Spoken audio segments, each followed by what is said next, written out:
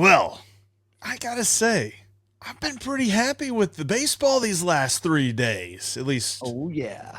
a couple of us are here.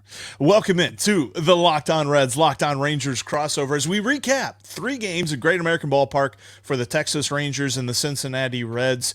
I am Jeff Carr, and he is Stephen Offenbaker. I pointed the wrong way. He is Stephen Offenbaker. We are co-hosts of the Locked On Reds podcast, and joining us, and we are joining him, is Bryce Patrick from Locked On Rangers, as our two teams don't really play a whole lot. In fact, I remember looking at the matchup on Tuesday night of Martin Perez against the Reds, and he'd only ever pitched against the Reds one time in his career.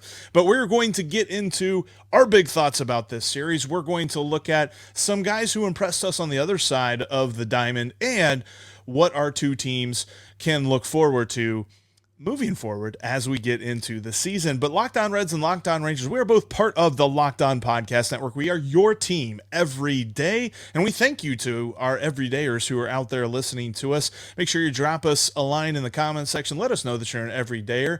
And if you're an everydayer, what'd you think about this series? Whether you're a Rangers fan or a Reds fan, I'm guessing some felt a little differently about this because, Bryce, I don't think you're feeling the same way that we are. No, I'm upset. I'm mad online. You can even put that in the newspaper. I am mad online. Sorry to drill, but you can print that everywhere. This is an unacceptable result to this series. The Rangers were riding high, still atop the division, even after getting swept by the Reds. I mean, the Rangers and Reds have been in about the same level of competency the last few years, and now there's expectation of the Rangers, and they were exceeding them to head into this series. And then you go in, you win 2 out of 3 against the A's. You're like, kind of wish we would have swept that. All right, it's fine. You got 3 in Cincinnati, then you head home to play 4 at home against the Yankees.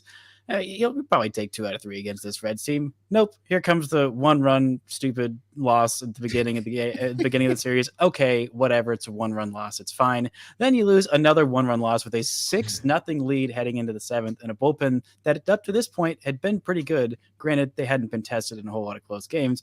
You think, okay, well, that's stupid and really frustrating. But you got John Gray on the hill for the finale. I know it's Graham Ashcraft, and this is probably the best pitcher that the Reds have so far this year, but it's Graham Ashcraft. Like, the Rangers can take one against this Reds team. They've used a lot of their bullpen in these high leverage games the last couple of days. Nope. 2-run loss, walk-off home run. I believe the first home run that Jonathan Hernandez allowed all season. So, I'm not feeling too good right now. Well, I tell you what, I was at the ballpark for Game 2 and Game 3 of this series, and I think the electricity stretched all the way to the Big Island of Hawaii. It did, because I am pumped up. In fact, I wrote a little ditty for all of our Rangers listeners. Just going to rub it in just a bit. And I'm just going to preface this with, I'm a graduate of Frost High School in Frost, Texas. So I have license to mess with this song, because the Reds were right every night. That's why we swept Texas. Yes. We are singing on the Locked On Reds, Locked On Rangers crossover here today. Yeah, no, there's angry people in Texas right now. I'm one of them. Coming into a series like this, the way that the Rangers have started, it was like, oh my goodness, like, can the Reds just take one? And the fact that they were able to win that first game in such dramatic fashion, you really started to think, like, what could happen in this series? And then the 8th inning on Tuesday night of just bloop. And you always joke. I mean, you're sitting there, you're watching the game, and you're down by 5, and you've only got 6 outs to play with, and you're just like, if they get a bloop, and a blast, they're in this game. And it's like, you don't think that's actually going to happen, and then it's just a bunch of bloops. There was no blast on Tuesday night, and there wasn't a blast until the walk-off on Wednesday, and that's the first home run that the Reds have hit in 8 games. It was almost a 9-game stretch without a home run. And then you're telling me that that's the first home run that pitcher had given up for the Rangers. It was just, there's so much about this series that, I mean, if you're super excited on the Red side, you're kind of frustrated on the Rangers side. Really, the big part of this is that's baseball. I mean, Jonathan Hernandez has 0.7 home runs per 9 allowed in his career. .7 in 88 career innings. The guy does not allow home runs. He is an extreme sinker baller. It is very hard to get the ball in the air. And I believe the guy who hit the walk-off blast, that was his first home run of the year. Yep. It was. Oh yeah, Nick yeah, yeah. Senzel. Of course. That's baseball. Honestly, like the Rangers have been doing so well. I thought that losing 2 out of 3 against Oakland was going to be the way that like they get baseballed. But no, a sweep to the Reds. The Reds are a scrappy team. Like they've got some pieces, parts that really impressed me in this series, but it's still not a great baseball team. The Rangers went into Houston, took 2 out of 3 there. They have 4 games against the Yankees. They have they swept the Phillies to start the season. The reigning nationally champion Phillies. The Rangers are 5-1 against the teams who were in the World Series last year so far this season. Like they're not just beating up on bad teams. Like I know the Phillies were off to a rough start, but still, like they were not just doing this against the A's, and the A's again. Like this is a team that actually had expectations going into the season and started getting my hope up a little bit, brought it back down to earth, not crashing completely into earth and burying myself after the series as much as I want to. Maybe after this series against the Yankees, we'll see how much I want to just bury my head in the sand. But yeah, this is not what the Rangers wanted at all. No, a lot of things had to go right for the Reds. The Reds bullpen picked up the slack for the starting rotation that has struggled all of a sudden. Pitchers that we rely on to not struggle have been struggling, and the bullpen really stepped up. David Bell gets one over on Bruce Bochy, which nobody would have predicted that before the beginning of this series. So, lots of things broke our way, and, we don't get things like this very often. So I am definitely going to enjoy it. Yeah, that was something, and I'm curious of your thoughts on this because we talked about it after Tuesday night's win, and I was pumped up. And we also admitted the fact that, okay, so David Bell has TJ Friedl up, who just pinch hit the inning before that. And so they're pinch hitting for the guy that pinch hit last inning with Will Myers, who was scratched from the starting lineup with neck spasms. And then as soon as Bruce Bochy goes to the bullpen to make a righty-righty matchup, then they pinch hit again and they bring in lefty Jake Fraley. And we were talking about it in the stands. We're just like, is this genius or is this ridiculous? And I had a friend say, he was just like, well, if he's out, it's the worst decision I've ever seen anybody made. And if it works, it's the best decision that I've ever seen anybody made. Like, what did you see from that on the Rangers side of things? Well, I was just honestly confused. I was like, all right, this is like 5D chess. I mean, Bruce Bochy is a tactical legend, and the Rangers have had a lot of, I think, pretty decent managers. I mean, the last, I think, 5 managers they'd hired before this were all first-time managers, going back all the way to Ron Washington, Jeff Bannister, Chris Woodward. All of those guys were first-time managers, and, I don't think, they weren't wrong at the time, but none of them were really tactical geniuses, I would say. And I think that Ron Washington, as great as a coach as he is, as great as a person around baseball, and as great as he was at controlling a clubhouse, his in-game tactical management lost the Rangers the World Series in 2011. Like there's just no other way around it. And so having a guy who knows what bullpen piece to bring in, what defensive substitution to make. Like every single game when the Rangers are up, he's making these defensive substitutions. Like, yes, this is the right one. The Rangers have not done this in years and years and years. So having a guy like Bruce Bochy, who is pulling the right strings, and for the most part, he is bringing this group of relievers that I think was a little bit of smoke and mirrors. They have some good stuff. Will Smith knows how to pitch in the clutch. Jonathan Hernandez has got some really nice stuff. Ian Kennedy, his numbers aren't pretty, but his expected numbers, all of his baseball savant numbers, look much, much better than what he's doing. And so I think Bruce Bochy has been able to do that. But even the best manager you can still make the right choice and it still end up going wrong. And that's the thing. Because we contended that Will Myers was never going to bat. Like that was just a total deke on David Bell's part, because Will Myers being scratched with that neck spasm just wasn't available. And I think it just went perfect. And we may look back on this series months from now and be like, well, remember that one time when we swept Texas? Because that's probably the highlight, folks. Yeah, I can remember 2019 when that Reds team swept the Astros. I can remember last year when we swept the Yankees and we swept the Rays, and just a whole lot of weirdness. amongst some teams that really weren't all that great. But yeah, no, it's nice for a series for sure. And at least, we've had 3 days of euphoria, especially after last week, which was such a rough week to be a Reds fan. But you know what? There were some things, and I know for a fact that half of the pitching seemed to be a little bit rough for the Rangers, but one half was really, really good. And I'm going to tell you what I thought about that coming up here in just a moment. Before we get into that, though, I wanted to tell you about one of our sponsors for today, and that is eBay Motors. For a championship team, it's all about making sure every player is a perfect fit. It's the same when it comes to your vehicle. Every part needs to fit just right. So the next time you need parts and accessories, head to eBay Motors. With eBay Guaranteed Fit, you can be sure every part you need fits right the first time. Just add your ride to My Garage and look for the green check to know the part will fit, or your money back.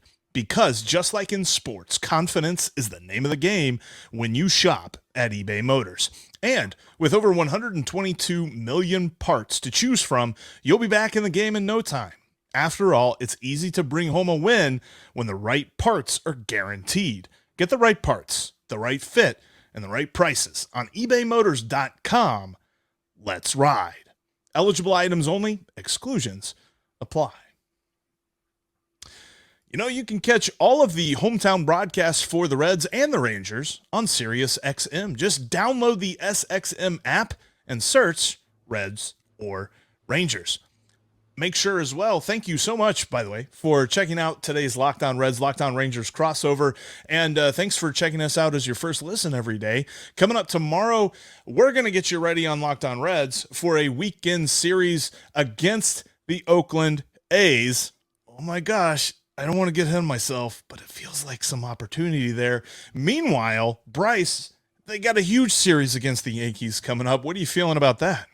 It'll be really interesting. The Rangers have some of their best starting pitchers. They'll go up against Garrett Cole, Andrew Heaney versus Garrett Cole on the Thursday game, and then Jacob deGrom on the hill in the Friday game. We will see how that series goes. The Rangers might have been caught looking ahead and not looking too closely at this Red series, hoping to take 3 out of 4, or at least split the series against the Yankees, kind of prove themselves as legitimate AL West contenders. Well, and I tell you what, you mentioned the starting pitching matchups. That was something that absolutely impressed me about the Rangers in this series. I looked at the guys that the Reds are going to be going against, and I know that Martin Perez and John Gray have had some pretty nice careers, but they pitched phenomenally well. And I thought Martin Perez, he started to slow down there in the 7th, and that was the point where you were like, okay, you kind of got to pull him and you got to go to the bullpen. But he was shutting down. I remember specifically a good morning, good afternoon, good at night at bat against Jonathan India that he looked like he had no idea where the pitch was coming from, where the pitch was going, and he was swinging like, maybe I'm going to hit it. I don't know. And that was all night long. Martin Perez just absolutely dominated the Reds. And it was fun to say because, looking back on his career, he's faced the Reds one time, and there's only one guy on the Reds 40-man roster currently who faced Martin Perez back in 2013. And of course, that's Joseph Daniel Votto, who's on the injured list. That's what I was about to say. He wasn't even in the lineup. Yeah. So, time is, Father Time's undefeated. And when it came to Martin Perez, it's like as if he's faced the Reds a million times and he knew exactly how to pitch against them. I was super impressed with the starting pitching from the Rangers in this series. It was great. And I think the last series that I remember the Rangers playing at Great American Ballpark, Yu Darvish was still a Texas Ranger and hit his only career home run to dead center field. An absolutely amazing shot by Yu Darvish.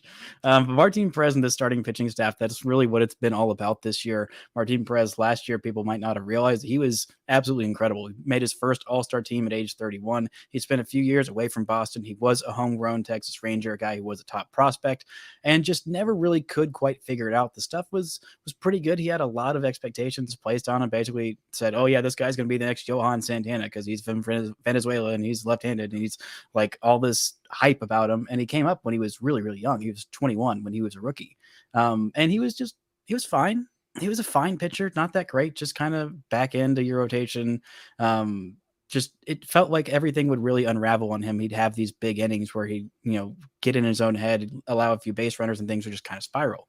the stuff isn't incredibly different than what he's been doing the last couple of years. I mean, 2022, there was nothing. There was no jump in velocity, no jump in spin rate, no like new pitch that he was unveiling. He was just trusting his stuff. He's like, I've been in the big leagues for 10 years now. I've got the stuff to get these big league hitters out. I'm just going to go at them and pick my spots. And if I get lit up a little bit, then I'll just come back and keep doing it. Because more times than not, these big leaguers are going to get themselves out. And so he was like one of the big, if not the biggest storyline for the Rangers last year. They had to bring him back because they brought him back before they signed all these 3 new pitchers and Heaney, DeGrom, and Nathan Eovaldi. But the starting rotation going from being Martin Perez and John Gray when he was healthy last year, and a bunch of guys who Dane Dunning deserved to be a starter, but everyone else kind of didn't. Going from that to like 5 absolute grown-ups, and several of them are actually very good in a rotation. Yeah. Like, oh my gosh, it makes all the difference in the world.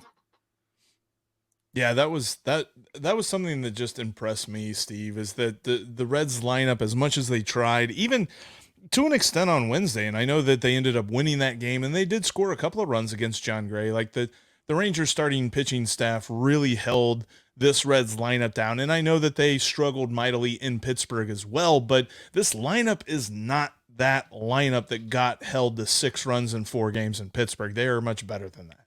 I do want to give a shout out. Speaking of my boy John Gray, shout out to him who's gotten exactly 2 strikeouts in his last 3 starts. He has been 6 strikeouts away from 1,000 career strikeouts, and he finally got it in this start. And he got robbed of 999 on a pitch that was like basically like identical to like a called strike 2 pitches before, and then ended up being a ground out. But I was like, is he really going to go 6 innings and not get, he's only going to get 1 strikeout? So I was watching that towards the end of this game. Like, all right, at least he got it. Anyway, Steve, I cut you off in the middle of something there. Oh, no, we're going to talk a little bit about the Reds lineup, and I'm just excited for what is going on with Nick Senzel right now. Jeff has been kind of poo-pooing Nick Senzel a little bit over the last few days.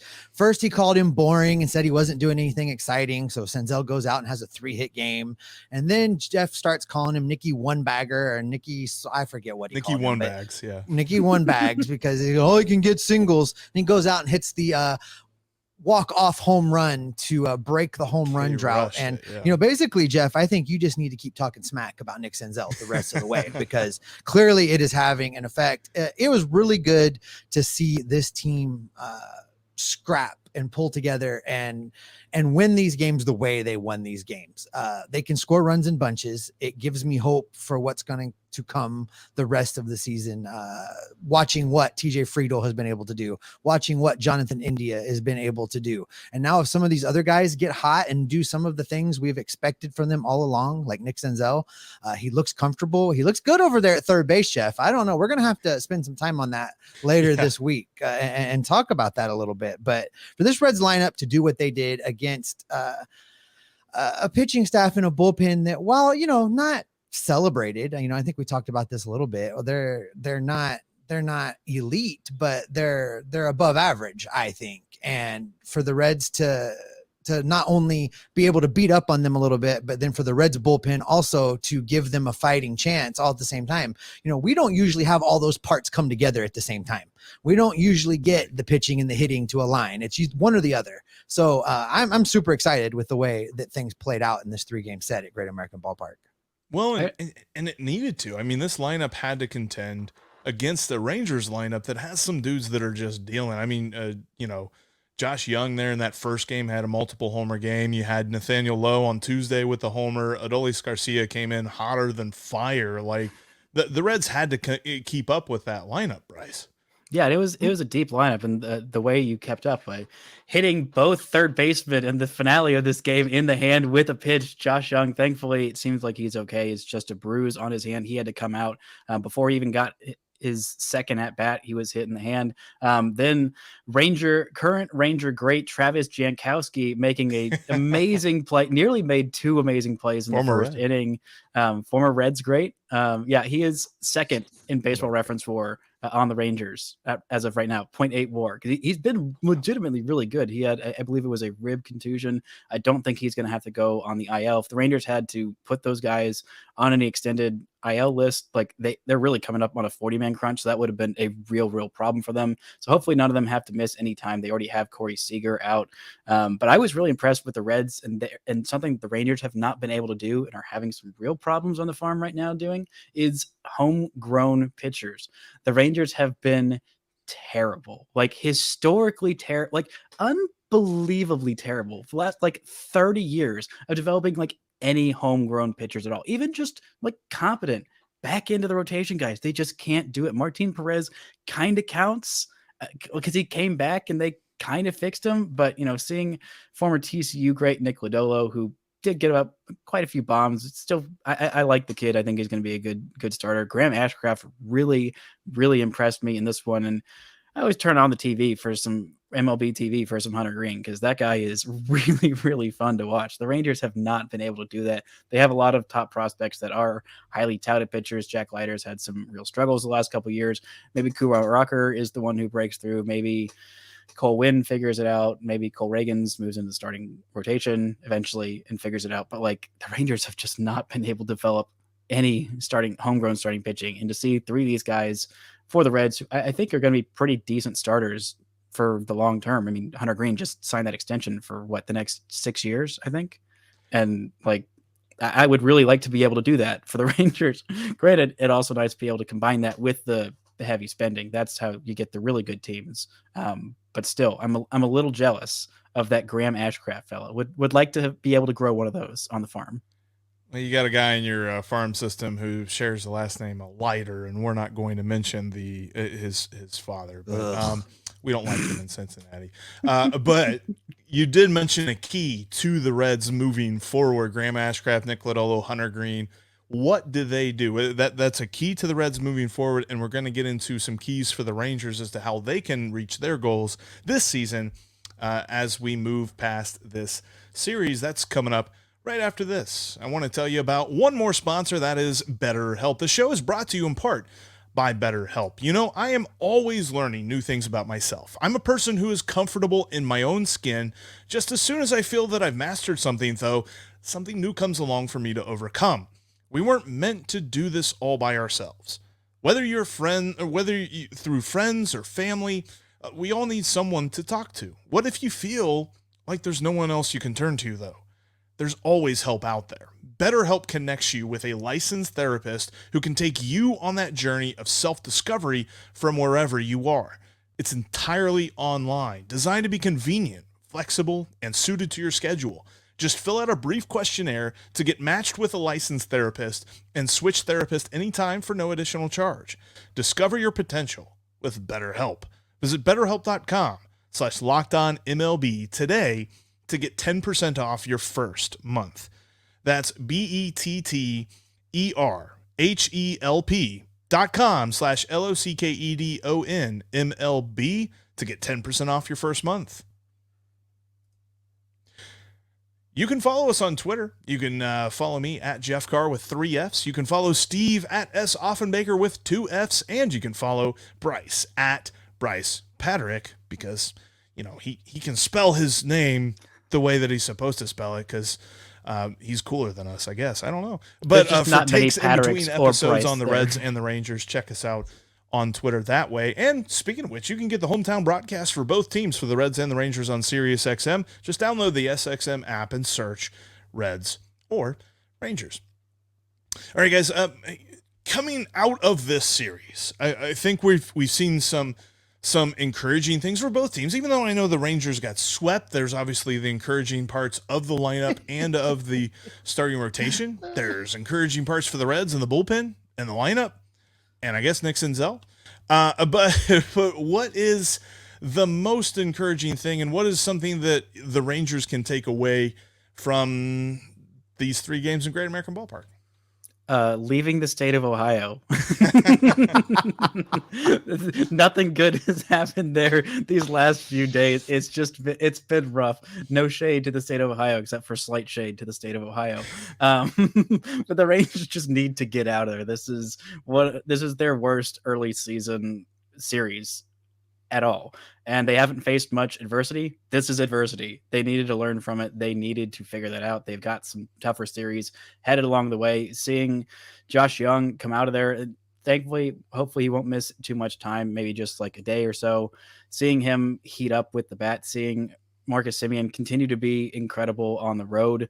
Like this lineup is pretty darn deep. And some of the guys towards the back end of it in Leody Taveras and Ezekiel Duran as well, all of those guys kind of heating up, as well as Robbie Grossman, who had a great opening day where he had a 3-run home run. And then he had, I believe, an 0 for 22 or 24 stretch. And then he's on, I believe, a 5 or 6 game hitting streak where he's looking a little bit better. So the Rangers needed some of the bottom end depth to kind of step up with Corey Seager out for, I believe, another couple weeks or so. And Mitch Garver also out for another couple weeks or so. People forget Mitch Garver's on the Rangers because he hasn't played a whole lot because he's been hurt because he's Mitch Garver. But this lineup needs those guys at the bottom end to kind of step up. Hopefully the bullpen can kind of learn from their mistakes and see, all right, this is what it's like to pitch in these close games. We haven't done that a whole lot this year. And maybe they can figure it out against the Yankees if they have to pitch in some close games, which I'm guessing they will. And I feel like, Steve, the Rangers are where I think the Reds can get to next year, but what is the biggest thing for the Reds moving forward? Well, there's a couple things. When we're talking about the position players, offensively, they can't afford to let down. The Reds are notoriously bad West Coast road trip team. They just always seem to bomb. They particularly have problems at the Oakland Alameda Coliseum or whatever now we're calling that monstrosity. They have problems there ever since 1990. That was the last time they were good. That was the last time they were good in Oakland was 1990. So they need to not let down. They need to go in there and continue to hit the ball and score runs. The flip side of that is the starting pitchers really need to figure out what is going on. Nick Lodolo, his next time through, needs to be a better pitcher. He needs to be the Nick Lodolo he was to open the season. He needs to go 5 or 6 innings and take some of the pressure off of this bullpen. Likewise, we need to continue to see improvement from Hunter Green. And then obviously the Reds still kind of need to figure out what we're doing with the other 2 guys in the rotation. It looks like Luke Weaver's done enough to continue to be run out there and see what he can do. Luis Cessa wasn't horrible his last time out, but I'm convinced he still belongs in the bullpen. And I would like to see somebody come up from Louisville and fill that spot. I think another bad start from Cessa might make that happen. So, they have to be consistent, Jeff. The problem is they're still young and inexperienced and patchworked, and they're swinging this pendulum between decent and awful. And what we really need from them is some consistent baseball where they can just be, decent and stay good and give teams competition. And I'm not saying they're going to go out and win every game, but we definitely don't need a repeat of what we saw in Pittsburgh. They need to be more like this team that we saw against the Rangers the last 3 days. And I think you're right. This whole season is going to be a bit of a roller coaster ride for a team like the Reds, and looking at a team like the Rangers and how they have taken a step forward. And part of that is, they're being invested in the roster. You bring in a guy like Corey Seager and Jacob deGrom and Marcus Semien over the last couple of years, and Andrew Heaney and Nathan Eovaldi. You're investing in the roster there. The Reds, if they find that sort of consistency like we think they can at some point this year, that should signal to this front office and to this ownership group, really is what we're talking about here, that it's time to invest. It's time to put money into the roster. They spent the last 2 years taking it out of the roster and hoping that we've got some guys who start to develop. And kind of as Bryce has pointed out, there are some key guys that are starting to impress. There are some guys that are starting to really break out in front of our eyes and turn into pretty good Major League ball players.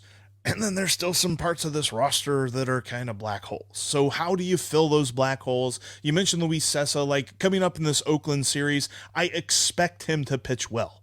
This is not a game that I'm going to look at, and we'll get into this more on tomorrow's series preview against Oakland, but this is not a game that I look at Luis Cessa and I say, you know what, I'm going to be okay if you get pulled in the 5th. No. Like, he's got to throw 6 innings against a team like Oakland. That's just the case. And you know what? Credit to Luke Weaver. He got blasted, but he was still able to at least, take enough punches for the Reds that the bullpen didn't have to overstretch itself, which has been such a huge problem for this Reds team. Like, they pitched really well. And according to Fangraphs, here's a heck of a thing, because I saw this just before we started recording. According to Fangraphs and their metric of wins above replacement, the Reds have the number 2 bullpen in Major League Baseball. Now, they've also thrown the 9th most innings. Yeah, the only team that's better than the Reds, according to Fangraphs F4, is the Baltimore Orioles, and they're pretty darn good right now. So the fact that the Reds are up that high is awesome, but the usage, that's really high too, and I would love to see that come down. So that's a huge factor. It has to. Forward. If it doesn't come down, there's not going to be any arms left by July. They're going to have to go get a whole new bullpen. That was the Rangers' entire problem last year. Is the starting pitching was just so bad it couldn't go deep into games, and I think the bullpen was awful last year. But I think it was just completely overworked. And the Rangers bullpen was doing really well in the early season last year. And it's just towards the end, it's like, all these guys are just exhausted, and there's nobody else left. And you keep trotting them out there, and if they're all you got, then they're going to get lit up. And I mean, those problems really torpedo. And thankfully, with Rangers' new starting pitching staff, hopefully that won't be as much of an issue this year. Like, the bullpen still isn't great, and I don't think they're going to be amazing. But if you work them a lot less, then that really, really helps you down the line. It's true. It's true. And I tell you what, that is how we're going to end. Thanks, everybody, for checking out today's Locked On Reds, Locked On Rangers crossover. Actually, before we leave, wanted to let you know you can catch the hometown broadcast for the Reds and Rangers on the Sirius XM app. Just download the SXM app and search Reds or Rangers. And as we conclude today's episode, make sure that you are subscribed to both of our channels, and you can follow the Reds and the Rangers all season long. Both teams are going to be a lot of fun to follow. I mean, one team is really gunning for a playoff spot, and the Reds, well, we're just hoping that they kind of take that step forward, and maybe next year they're gunning for a playoff spot. But I definitely think they're going to be better than they were last season. And you can follow along every single day with both of us here, Locked On Reds and Locked On Rangers, because we are part of the Locked On Podcast Network. We are your team every day. Shout out to all the everydayers out there. We will see each and every one of you tomorrow.